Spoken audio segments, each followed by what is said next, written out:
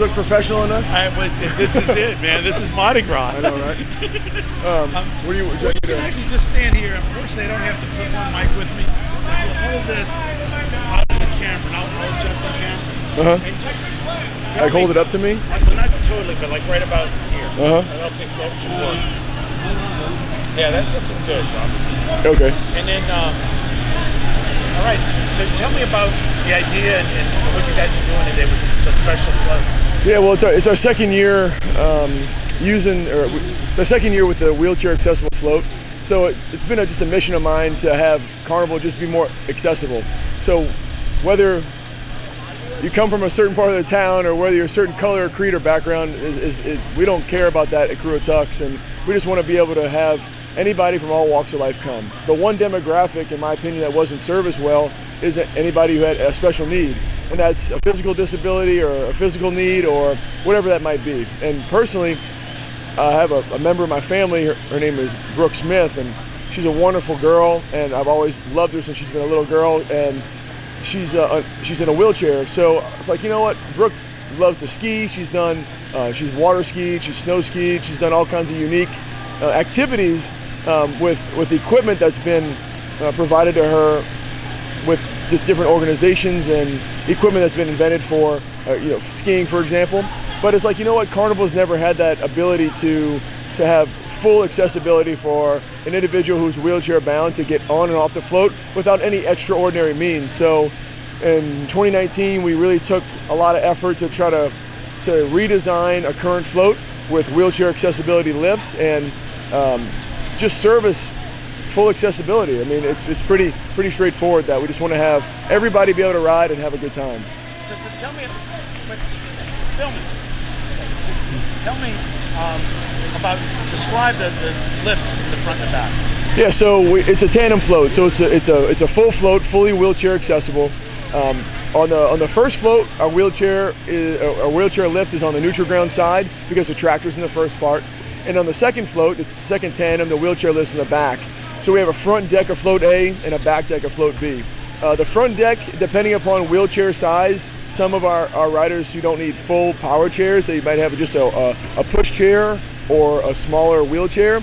We can fit anywhere on float A about 4 to 6 wheelchair accessible riders, but with throw items and a lot of fun things, typically around the 4 to 5 range is where it usually is. And on the back deck, we have a lot of room. You can fit upwards of 10 riders, but obviously with throw items and companion riders, it just depends on how many riders we can really fit. So it's our real goal over the next 53 years of Tux, because we're celebrating our 53rd year, to really create more and more accessible floats. So it's my vision for next year. We're going to redo my father's old captain's float, make it wheelchair accessible, just bring it into the fold of modern Carnival and what we think, and make it work. And you're working with Team Gleason?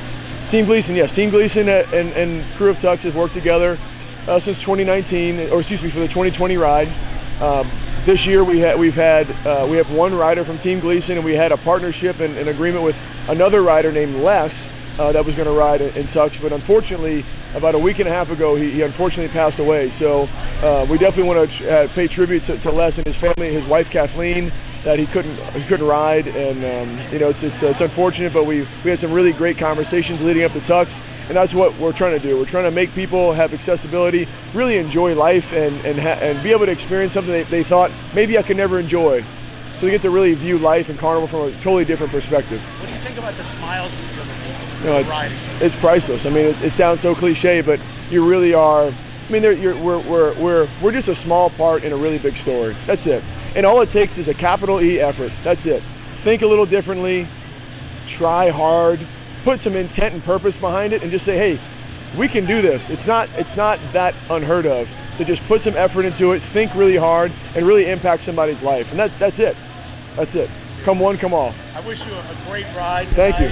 Thank you so much. Ride. I appreciate it. One thing real quick, though. Yeah. I'm going to actually jump in here with you, because Sure. I might do this as a standalone first. Sure. So real quick, I'm just going to say this. Yeah. We're here at Tux. It's Tux Saturday, and I'm with Robert Reichert Jr. Yes.